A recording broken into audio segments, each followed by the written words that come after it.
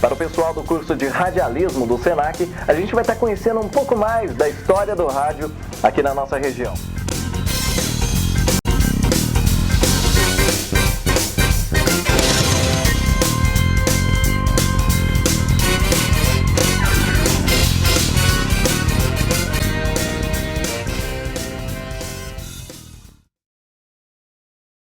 O rádio hoje você tem que ter aquela coragem, né? Você tem que encarar e pegar o microfone e encarar mesmo e partir para a locução, né? E o rádio, ele dá uma experiência muito grande para a televisão. Quem começa a fazer rádio tem o improviso que o rádio te dá, isso é muito importante, que o rádio está ultrapassado. Não, o rádio nunca está ultrapassado, pelo contrário. O rádio é a informação primeira que você tem, onde? Apesar um dos maiores meios de comunicação. Ainda é um dos maiores meios de comunicação. Apesar da evolução da internet, o que muitas pessoas poderiam estar achando que a internet, a evolução tecnológica poderia estar eliminando alguns meios de comunicação, inclusive o rádio. Hoje você tem o rádio na internet, mas nada que... É como se fosse um outro veículo de comunicação, como se fosse uma outra repartição do rádio, né? Então você vê que o rádio hoje já está na internet, então você pode estar acessando aí a internet, você está ouvindo o rádio. Está ouvindo o rádio, mas não elimina o rádio. Várias opções, né?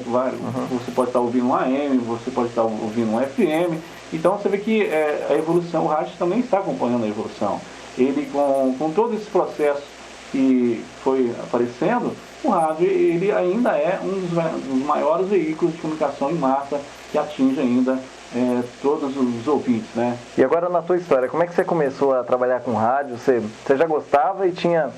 É engraçado, como é que eu comecei na área comercial e eu vi essa... Mas por acaso eu já vou entrar dentro de uma rádio que já tem um negócio... Eu nunca esperava de ser locutor, de ser narrador esportivo. Isso foi acontecendo.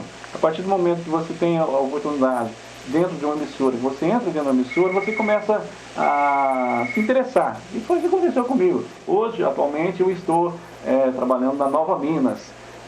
Como narrador esportivo. Como narrador esportivo e também participando do jornal diário da emissora, fazendo as participações na área de esportes, né? O meu forte é o esporte, então a gente dedicou mais nessa área de esportes. Apesar de ter feito também programas musical, programas de jornalismo dentro das emissoras que eu passei, mas eu parti mais para esse lado do esporte, na área de narração esportiva. Eu comecei como repórter de campo, comecei como repórter externo, com unidade móvel, entendeu? Depois comecei fazendo estúdio antes, né? Depois repórter esportivo, unidade móvel, depois pista, depois a narração esportiva. Eu venho atuando atualmente como narrador esportivo. Narrador esportivo é uma nova, é uma linguagem diferente para poder estar apresentando. Você vê que tem poucos narradores esportivos no mercado. É difícil. É um dom que Deus dá para a pessoa para narrar futebol. Então quer dizer, não é qualquer um que faz uma narração, não é chegar lá e falar... É difícil. Para o narrador, ele tem que começar primeiro, ele tem que conhecer o rádio, ele tem que saber todas as funções, desde um repórter, de um jornalista... então ele tem que saber todo... Do rádio a pessoa vai para a TV. O rádio, então, você acha que deve começar no rádio. É uma escola para poder estar ingressando na televisão. Você partir para ser um apresentador de televisão. Sim, mas no caso, existe a narração de futebol, a narração esportiva no rádio e na TV. E quais são as diferenças? Quais as diferenças? É que no rádio você tem que transmitir aquela emoção, os telespectadores não estão vendo, você tem que pôr aquela emoção, entendeu? A narração do rádio é mais rápida e na televisão a diferença é a imagem está mostrando tudo, né? Você tem que mostrar, a imagem já mostra tudo, então você tem que narrar com mais devagar um pouquinho, porque a imagem já está falando tudo, né? Você não precisa transmitir toda aquela emoção. Não precisa de tanta informação, porque a rádio, a TV, a televisão já tem as imagens, então... Né? Então... Tá certo. Mildo, obrigado. Eu que agradeço por essa oportunidade de estar falando um pouquinho da experiência que a gente adquiriu aí no rádio, na televisão, e está passando para todos os alunos aí que estão nos assistindo nesse momento. E tomara que essa história do rádio continue, né? Com certeza. A entrevista agora é com o radialista Célio Ribeiro, ele que trabalhou na Rádio Difusora Paraísense, uma rádio que marcou muito a região de São Sebastião do Paraíso. Célio, como é que foi? Conta um pouquinho da história da tua estadia em uma das maiores rádios há um tempo atrás aqui na nossa cidade. Tá aí, gente, tudo bem? A Rádio Difusora Paraizense é uma rádio que marcou muito a São Sebastião do Paraíso e marcou muito também a região. Uma rádio com mais de 60 anos de trabalho, uma rádio onde teve muitos profissionais, inclusive, Cristiano, fazendo sucesso no momento em todo o Brasil, em Ribeirão Preto, Brasília, Rio de Existem Janeiro. grandes profissionais que saíram da Rádio Difusora Paraizense e hoje estão... Grandes profissionais que saíram e estão no Brasil. Estão fazendo sucesso hoje por todo o Brasil. Uma rádio que marcou muito, mais de 60 anos, uma rádio que fez muito para a cultura, culturalmente falando, uma rádio na época que o rádio era feito com arte. Célio, queria estar te agradecendo, obrigado. E a história do rádio continua, né? Continua.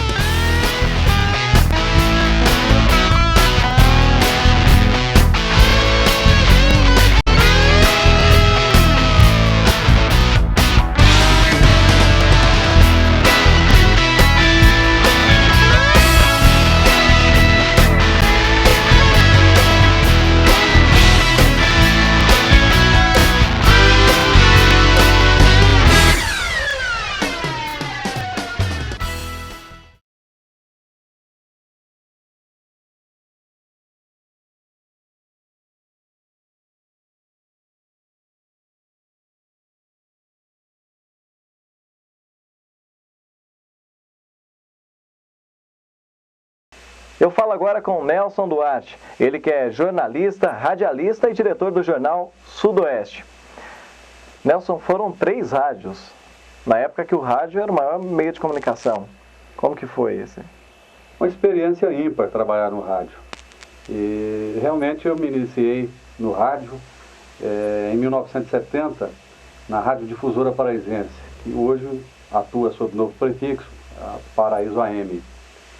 Posteriormente, eu trabalhei na Paraíso FM, tivemos a felicidade, juntamente com o meu amigo falecido professor Sebastião Furlan, em colocar a Paraíso FM no ar. E posteriormente, na Rádio Ouro Verde, onde nós atuávamos no setor de jornalismo. O rádio é envolvente, o rádio nos traz experiência, e principalmente a gente que gosta do rádio. Até hoje a gente tem aqui, eu tenho comigo experiências muito válidas que eu aprendi no rádio.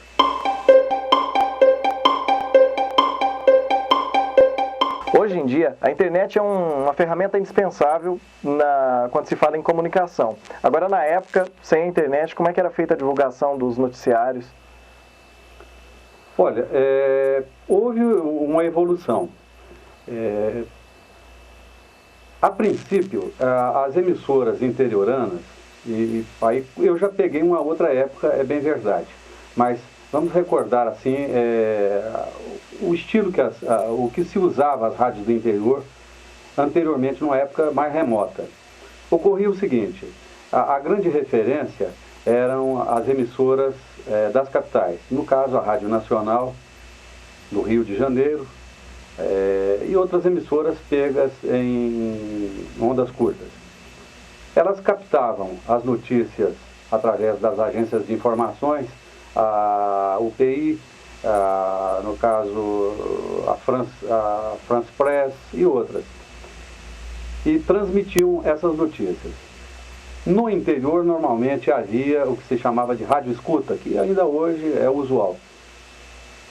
O funcionário que estava escalado para aquele serviço, ele anotava, fazia as anotações e repassava para os locutores noticiaristas.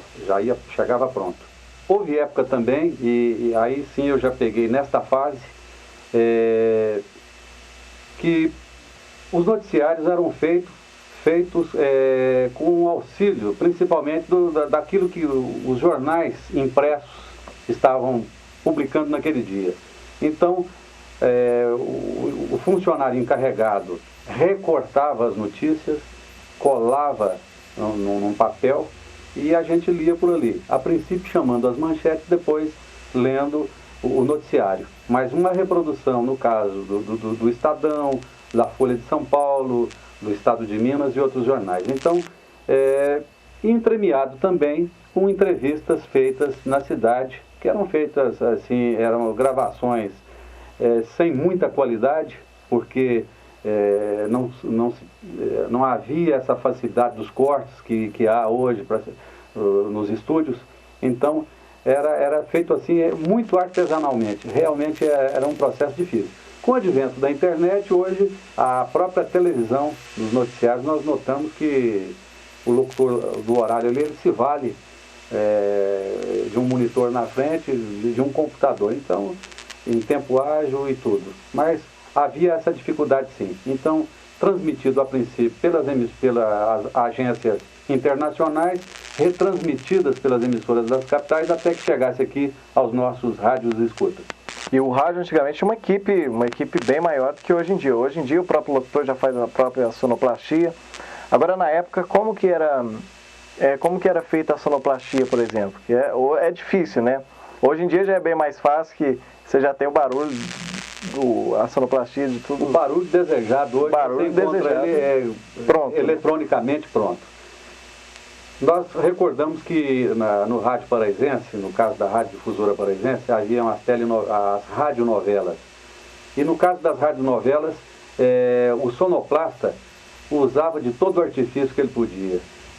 De acordo com a necessidade, com aquilo que estava no script, ele se valia de bater na mesa, chocalhos, pingos d'água sobre latas para simular que estivesse chovendo, barulho de serrote, abria-se a porta, uma porta dessas que normalmente estava precisando de um pouco de graxa, não deixava, já abria para fazer o barulho meio tétrico até, né, de entrar ali alguma coisa que chamasse a atenção para impressionar.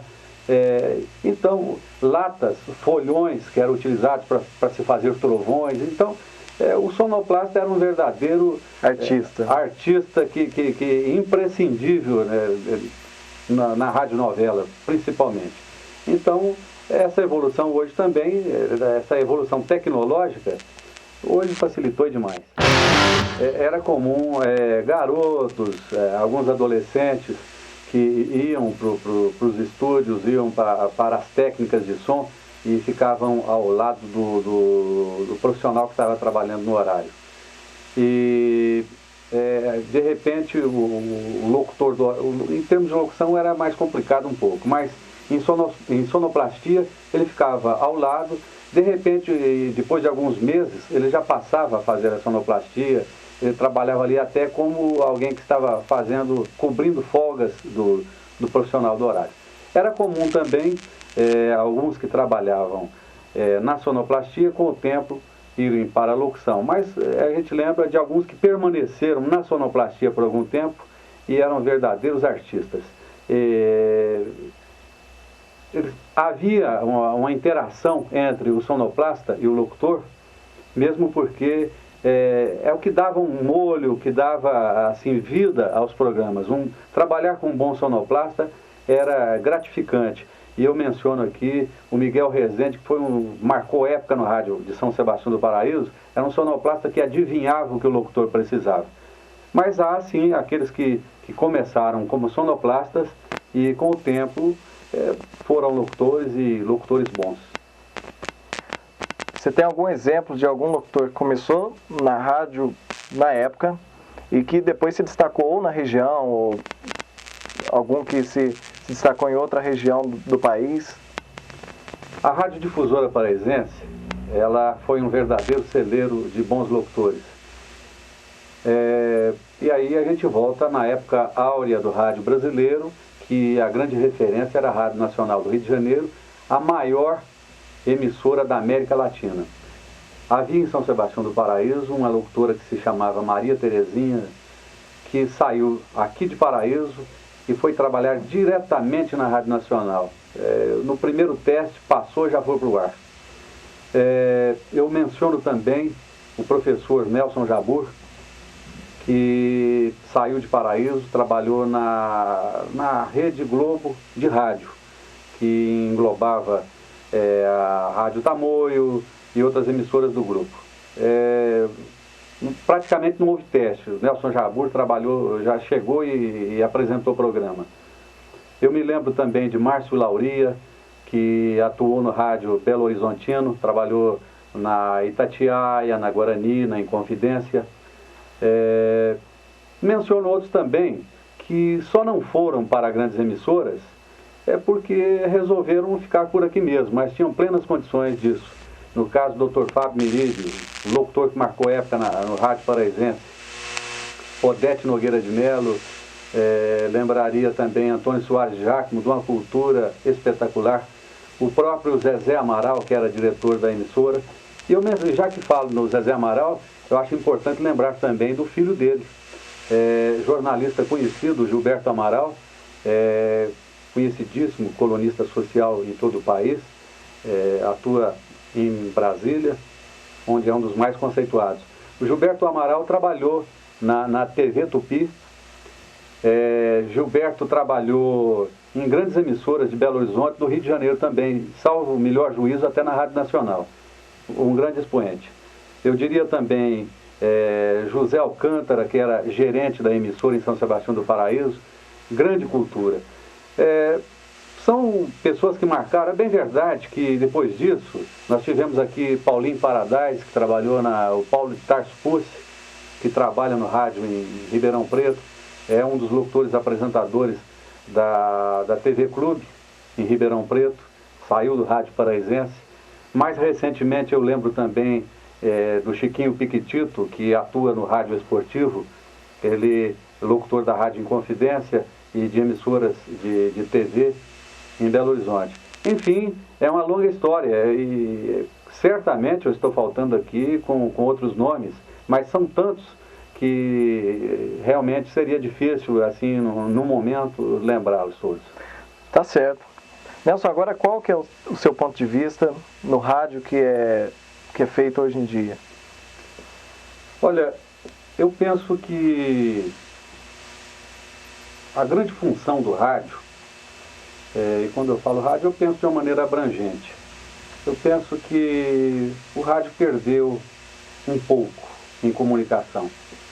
E quando eu assim digo, eu penso que as emissoras que trabalham em AM, infelizmente, se deixaram levar, assim, talvez até por uma falta de uma direção que tivesse esse ponto de vista. Eu não tenho a pretensão de ser o dono da verdade, mas isso no meu ponto de vista.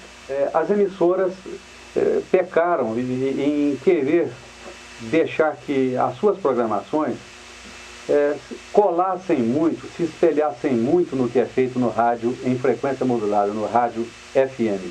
Então, está havendo um choque muito interessante. Veja bem, o locutor de FM, às vezes, pega um determinado estilo e o locutor de AM vai naquela cola. Isso tem trazido prejuízo ao rádio. O rádio, ele tem que se primar pela informação, pela prestação de serviço e rodar música boa, informar precisamente. Dentro das próprias emissoras em FM, algumas procuram se espelhar em outras e ficam praticamente assim no mesmo estilo. Uhum. Eu diria que uma determinada faixa etária encontra certa dificuldade para ouvir o que gosta. Das várias emissoras que nós temos em São Sebastião do Paraíso hoje, poucas são as que tocam música popular brasileira, que chegue a agradar alguém digamos lá, de uma faixa de idade de 35, 40 anos para cima. Música internacional nesse mesmo estilo, já não se ouve. Os grandes cantores, as grandes orquestras brasileiras, americanas, os cantores populares brasileiros, não há um espaço no rádio para esses artistas. E então há esta falha com o ouvinte. O ouvinte sente necessidade e eu acredito. Há poucos dias até comentava com o diretor de emissora em São Sebastião do Paraíso, eu dei esse ponto de vista. Que quem sabe se a emissora a qual ele dirige pensasse por esse lado, até comercialmente ele teria uma resposta melhor. Por quê?